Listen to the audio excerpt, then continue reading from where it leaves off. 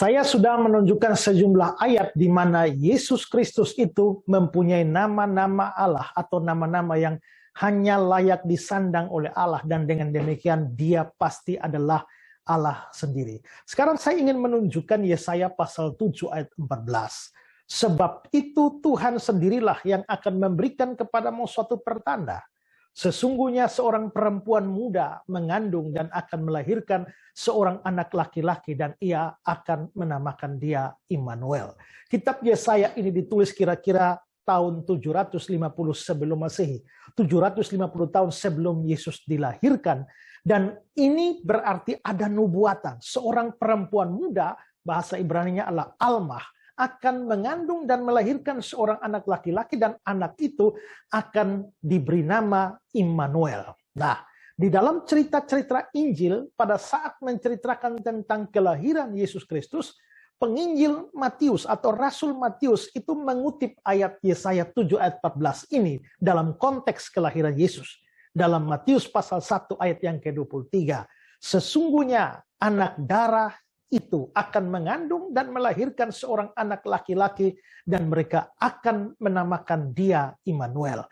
Anak darah itu pasti menunjuk pada seorang perawan dan tidak lain dari Bunda Maria.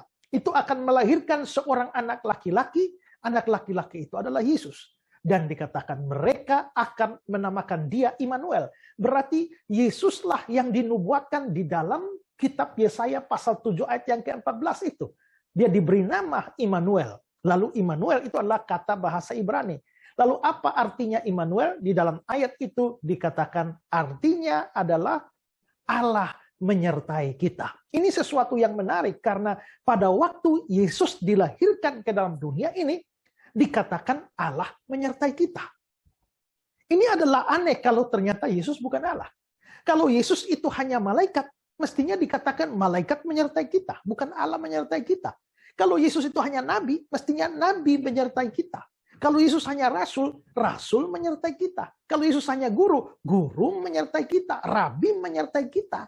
Tidak cocok disebut Allah menyertai kita. Tapi mengapa kelahiran Yesus dikatakan Allah menyertai kita, Immanuel?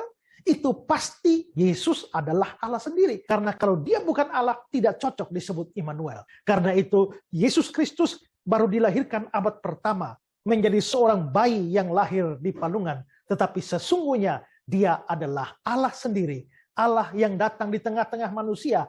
Allah menyertai kita. Bersyukur dan bergembiralah karena di dalam Yesus Allah menyertai kita. Haleluya.